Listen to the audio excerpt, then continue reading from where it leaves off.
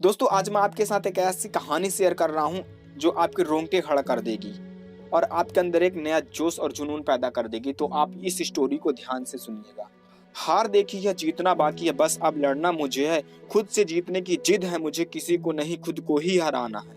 नहीं हूं मैं उस दुनिया की भीड़ में, मेरे अंदर ही बस एक जमाना है। दोस्तों यदि इस दुनिया में कुछ भी पाना है तो आपको जिद्दी बनना पड़ेगा। ऐसे ही एक जिद्दी लड़के की कहानी जिसका नाम था विराट।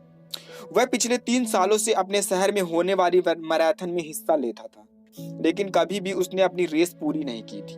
लेकिन इस बार वह बहुत उत्साहित था क्योंकि पिछले 3 से 4 महीनों से वह रोज उठकर दौड़ने की प्रैक्टिस कर रहा था और उसे अपने आप पूरा भरोसा था कि वह इस साल की मैराथन रेस जरूर पूरा कर लेगा।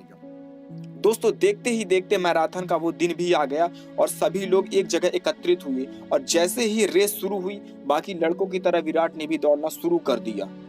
वह जोश और हिम्मत से भरा हुआ था और बड़े अच्छे ढंग से दौड़ रहा था। लेकिन आधी रेस पूरी करने के बाद विराट बिल्कुल थक सा गया और उसके मन में आया कि बस अब वहीं बैठ जाए। वह ऐसा सोच ही रहा था, तभी उसने खुद को कहा, रुको मत विराट, आगे बढ़ते रहो।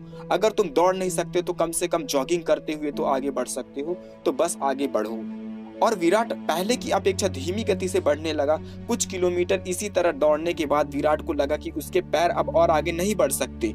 वह लड़खड़ाने लगा। विराट के अंदर विचार आया, अब बस और नहीं बढ़ सकता। लेकिन एक बार फिर विराट ने खुद को समझाया, रुको मत विराट, अगर तुम जॉगिंग नहीं कर सकते तो क्या हुआ, कम से कम तुम चल तो सकते हो, तो बस चलते रहो। विराट अब जॉगिंग करने की बजाय धीरे धीरे लक्ष्य की ओर बढ़ने लगा। कई सारे लड़के विराट से आगे निकल चुके थे और जो पीछे थे वे भी आसानी से उसे पार कर रहे थे। विराट उन्हें आगे जाने देने के अलावा कुछ नहीं कर सकता था। चलते चलते विराट को फिनिशिंग पॉइंट दिखने लगा, लेकिन तभी अचानक से लड़खड़ाकर गिर पड़ा। उसके दाएं पैर की नसें खिंच गई थी। जमीन पर पड़े पड़े विराट के मन में ख्याल आया कि अब मैं आगे नहीं बढ़ सकता। लेकिन अचानक से अगले पल ही जोर से चिल्लाया, आज चाहे कुछ भी हो जाए, मैं ये रेस पूरी करके रहूंगा। ये मेरी जिद है। माना मैं नहीं चल सकता, लेकिन लड़खड़ाते लड़खड़ाते ही सही इस रेस को पूरी जरूर करूंगा। विराट साहस दिखाया और एक बार फिर दर्द सहते हुए आगे बढ़ने लगा। और इस बार वह तब तक बढ़ता रहा जब तक उसे फिनिशिंग लाइन पार नहीं कर ली। और फिनिशिंग लाइन पार करते ही वह जमीन पर लेट गया।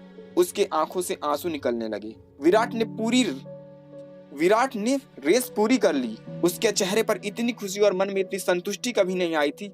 आज विराट ने अपने चलते रहने की जिद के कारण न सिर्फ एक रेस को पूरी की थी, बल्कि जिंदगी की बाकी रेसों के लिए भी खुद को तैयार कर लिया था। दोस्तों चलते रहने की जिद हमें किसी भी मंजिल तक पहुंचा सकती है। मंजिलों के आने पर हार मत मानिए। ना चाहते हुए भी कई बार कंडीशन ऐसी हो जाती है कि आप बहुत कुछ नहीं कर सकते, पर ऐसी कंडीशन को कुछ भी ना करने का बहाना मत कीजिए, ना करने के बहाने मत मनाइए। घर में मेहमान आए हैं, आप 6 घंटे नहीं पढ़ सकते तो कोई बात नहीं, 2 घंटे पढ़िए। बारिश हो रही है, मान लीजिए आप 20 कस्टमर से नहीं मिल सकते तो कम से कम 4 से 5 कस्टमर से तो मिलिए।